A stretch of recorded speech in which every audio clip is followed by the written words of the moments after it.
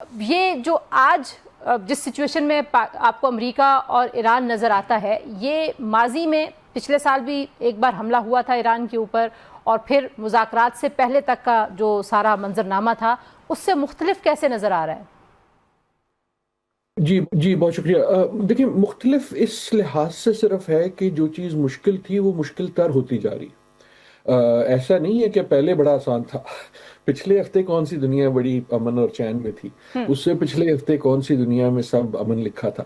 لیکن what is happening is کہ we are spiralling down words, ایک طرح سے جو ایسکلیشن جس کو ہم نہیں چاہتے تھے وہ ہمیں ہوتی ہوئی نظر آ رہی ہے۔ میں صرف گزارش یہ کرنا چاہوں گا کہ ابھی بھی ہمیں محتاط رہنا چاہیے کہ نظر آ رہی ہے لیکن پوری طرح ہوئی نہیں ہے۔ جن چیز کے خدشات ہیں وہ کہیں زیادہ مشکل ہیں بنسبت وہ جہاں کے ہم ہیں۔ اس کا مطلب یہ ہے کہ تمام جو پارٹیز ہیں، تمام پارٹیز تو نہیں، کم از کم ایران اور امریکہ، ان کی میرے خیال میں ابھی بھی خواہش یہی ہوگی کہ کسی طرح اس کا پھیلاؤ بہت نہ بڑھ جائے، یہ بہت ہاتھ سے نہ نکل جائے۔ لیکن مسئلہ یہ ہے کہ وہ دونوں یہ انتظار کر رہے ہیں کہ دوسرا جو ہے وہ بلنک کرے گا، دوسرا جو ہے وہ پہلے جو ہے ایک پیچھے ہٹ جائے گا۔ اس کو انگریزی میں کہتے ہیں گیم آف چکن، کہ آپ دو فریق جو ہے نا وہ بالکل آنکھیں کھول کے ایک دوسرے کے قریب آ رہے ہیں، دھمکی دے رہے ہیں اس امید پہ کہ کوئی بڑی بات ہونے سے پہلے دوسرا جو ہے وہ ہٹ جائے گا۔ پرابلم یہ ہوتا ہے کہ دوسرا نہ ہٹا تو کیا ہوگا، and that is where we are.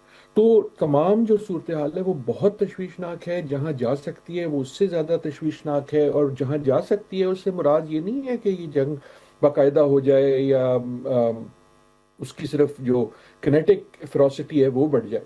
میرے خیال میں جہاں جا سکتی ہے سب سے جو مشکل چیز ہے وہ یہ ہے کہ اگر یہ اصل میں ایک ریجنل جنگ بنتی ہے تو یہ بائی ڈیفینیشن عالمی جنگ بن جائے گی، and that is the issue. ایک آخری میں گزارش اس بات میں صرف یہ کروں گا، آپ نے ابھی سوال میں اپنے کہا کہ بڑی ریسٹرینٹ دکھائی ہے، اور وہ درست بات ہے کہ جب اس کی تاریخ لکھی جائے گی تو ایک سرپرائز یہ ہوگی کہ جو گلف ممالک تھے جن کے پاس ملٹری کیپیسٹی بھی تھی، جن پہ حملے بھی ہو رہے تھے، جس پہ ایران کی بمباری بھی ہو رہی تھی، وہ اتنے عرصے، اب ہم 5ویں مہینے میں، دے انسسٹڈ کہ یہ ہماری جنگ نہیں، کہ تم جو کر رہے ہو وہ غلط ہے لیکن ہم اس جنگ کا حصہ نہیں۔ وہ صرف ریسٹرینٹ کا مسئلہ نہیں ہے، وہ اسٹریٹجی کا مسئلہ بھی ہے، اور وہ مجبوری کا مسئلہ بھی ہے۔ مجبوری کا مطلب یہ ہے کہ اگر وہ ممالک اس جنگ میں گھسیٹ لیے جاتے ہیں یا گھس جاتے ہیں تو وہ کس سائڈ پہ ہوں گے؟ ایک تو یہ نا کہ ایران کے خلاف جنگ ہوگی، لیکن ایران کے خلاف کون جنگ کر رہا ہے؟ ایران کے خلاف جنگ تو اسرائیل کی ہے، جس میں پہلے وہ امریکہ کو گھسیٹ لایا۔ اور اب جو تشویش ہے وہ یہ کہ ان حالات کے پیدا ہونے سے اگر یہ مسلمان گلف کے ممالک بھی اس میں گھسیٹے گئے تو پھر تو جو بھی ہماری دنیا کا ایک نقشہ ہے وہ بدل جاتا ہے نا۔ پھر تو یہ نیتن یاہو کی بھی ایک جیت ہو جاتی ہے، کیونکہ ان کا تو ہمیشہ سے وہ انٹرسٹ یہ رہا ہے، ایک طرح سے ابراہیم اکارڈ جو ہیں وہ سائن ہوں یا نہ ہوں لیکن وہ فنکشنل ہو جاتے ہیں۔ سو یہ وہ ٹائٹ روپ ہے جس پہ اگر آپ سعودی عربیہ ہوں یا گلف کے ممالک ہوں آپ بھی چل جائیں، اور ایک طرح سے ایران بھی چل رہا ہے۔ اگر ہم ظاہر ایک تو آپ نے اس کا پروسپیکٹ بتایا کہ کیسے یہ پھیل سکتی ہے، کیسے جو ہے وہ خدشات کیسے ہیں۔ اگر ہم امریکہ کے اندر جو اس وقت سیاسی صورتحال ہے، کیونکہ آپ نے دیکھا کہ عباس راغچی صاحب جو ہیں وہ ظاہر ہے کبھی کبھی ہم سوچتے ہیں نا کہ کچھ جو رہنما ہوتے ہیں وہ بے معنی باتیں یا دھمکیاں، لیکن وہ اس میں بڑی باریک باتیں بھی کرتے ہیں، اور وہ کہتے ہیں کہ بہت سارے ایسے لوگ ہیں جو وہاں پہ اپنے مفادات کے لیے صدر ٹرمپ کو مزید جارحیت کے لیے دھکا دے رہے ہیں۔ آپ بھی اس بات سے اگری کرتے ہیں؟ کیونکہ ہم نے دیکھا کہ جو جے ڈی وینس تھے ان کی باڈی لینگویج، ان کی ٹون بڑی مختلف تھی۔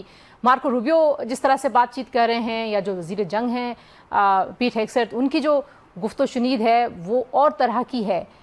تو کیا امریکہ کے اندر اس جنگ کو لے کے واقعی کوئی سیاسی تقسیم ہے یا سوچ کی تقسیم ہے؟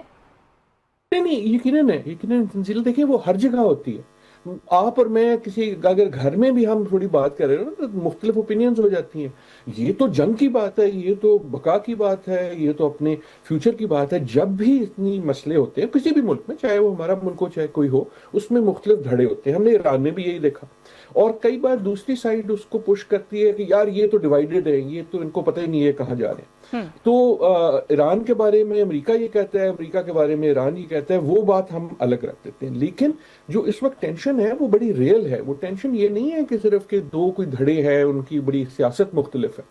مسئلہ یہ ہے کہ جو کامن فرسٹریشن ہے، آپ نے جن لوگوں کا نام لیا، ہیکسٹ صاحب کا، روبیو صاحب کا، وینس صاحب کا، ڈونلڈ ٹرمپ صاحب کا، یہ ساروں کی جو چیز کامن ہے وہ ایک تو یہ ہے کہ وہ سب وہ جانتے ہیں کہ لیڈر اس میں ٹرمپ ہی ہے. دوسری یہ چیز کامن ہے کہ یہ سارے فرسٹریٹڈ ہیں، جس طرح ایران بھی فرسٹریٹڈ ہے ان دا سینس کہ یہ سارے چاہتے ہیں کہ ہم کسی طرح نکل جائیں یار، اس کو ختم کرو، اس کو پیچھے ڈالو، یہ کیا گلے میں پڑ گیا ہے، ہمارے پاس اور بڑے مسئلے ہیں، ہماری الیکشنیں آ رہی ہیں، وہ سارے ان ساروں کے مسائل یہ سارے کامن ہیں. اس بات میں فرق یہ ہے کہ وہ کس طرح نکلنا چاہتے ہیں، کیا ان کی پریفرنس اور سیاست ہے وہ مختلف ہے. اگر آپ وینس صاحب کا ذکر کریں تو وہ بالکل نظر آ رہا ہے جو آپ نے کہا نا کہ کوئی ہے جو جس کی خواہش ہے کہ جنگ جو ہے وہ جاری رہے. میرے خیال میں وہ ایکٹر صرف ایک ہے، لیکن اس ایکٹر کا انفلوئنس بڑا، اور وہ ہے نیتن یاہو اور اسرائیل. امریکہ کے اندر کی سیاست میں بہت مختصر صورتحال یہ ہے کہ ڈونلڈ ٹرمپ جو ہیں ان کے لیے یہ فار ایور جنگ بن گئی. ان کے لیے اب یہ بقا کا مسئلہ ہو نہ ہو، اپنی سیاسی بقا کا مسئلہ ہو نہ ہو، لیکن سیاسی انا کا مسئلہ ضرور بن گیا، اور وہ مسئلہ جو ہے وہ خود ہی بڑھاتے رہتے. جہاں تک جے ڈی وینس صاحب ہیں، وہ آپ یہ بھی یاد رکھیں کہ وہ صرف نائب صدر نہیں ہیں، وہ اگلی الیکشن میں صدر کے امیدوار ہیں. تو وہ ہر بات جو کرتے ہیں وہ ناپ تول کے اس لحاظ سے بھی کرتے ہیں، اور more than that he is the face of the M O U. اگر امریکہ میں یہ جو اگریمنٹ والا چکر تھا اس کا کوئی شکل ہے، اس کی کوئی چہرہ ہے، تو وہ تو جے ڈی وینس ہے. اسلام آباد کون آیا؟ وینس آئے. سوئٹزرلینڈ کون گیا؟ وینس گئے. تو ان کی ایک طرح سے اپنی جو سیاسی شناخت ہے نا وہ اس کے ساتھ منسلک ہوگی. اچھا، میں کیونکہ ظاہر ہے وہ اس طرح کے حالات میں کچھ اسپیکولیٹو سوال تو نہیں کرنا چاہیے، بٹ ایک ظاہر ہے کچھ چیزیں جیسے عراق کے وزیر اعظم نے وائٹ ہاؤس میں ملاقات کی، آج وہ ایران میں موجود ہیں. ڈو یو سی کہ جو سفارت کاری ہے، ظاہر ہے وہ تو ایک آن گوئنگ پروسیس ہے، لیکن اس کے لیے امکانات آپ کو موجود نظر آتے ہیں زیادہ، یا آپ کو لگتا ہے کہ جو اس وقت تنازع ہے، جو جنگ ہے، وہ زیادہ بڑھنے کے امکانات زیادہ ہیں؟ کیسے آپ گیج کرتے ہیں؟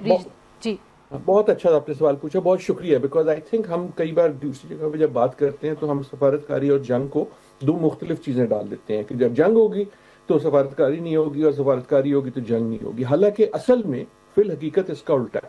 کیونکہ حالات مشکل ہیں اس لیے سفارت کاری کا امکان ہو یا نہ ہو اس کی ضرورت بڑھ جاتی ہے. لیکن نا سفارت کاری کی کب ضرورت پڑتی ہے؟ تب ضرورت پڑتی ہے جب حالات مشکل ہوں. تو کیونکہ حالات اس لیے مشکل ہیں، اس وقت مشکل ہیں، اس لیے ہم چاہے نظر آئے یا نہ آئے، آئی ایم سرٹن کہ سفارت کاری جو ہے وہ زیادہ ہو رہی ہے. سفارت کاری اب سکسیڈ ہوتی ہے یا نہیں، اس کا دار و مدار ہوتا ہے ان پارٹیز پہ. لیکن چاہے یہ جو آپ دیکھ رہے ہیں نا کہ جو آپ نے عراق کا بھی ذکر کیا، اس کے علاوہ پاکستان کا تو ظاہر ذکر ہوتا ہے، کچھ ہمیں نظر آتا ہے، بہت کچھ شاید ہمیں نہیں نظر آتا. آپ نے قطر کا ذکر کیا، پرسوں جو سعودی عربیہ کی اگریمنٹ ہوئی، اس سے پہلے جب ڈونلڈ ٹرمپ نیٹو گئے، تو میں یقین سے کہہ سکتا ہوں کہ سب کے ذہن پہ پہلی بات جو تھی وہ ایران کی جنگ ہی تھی، اور وہ سفارت کاری ہو رہی تھی.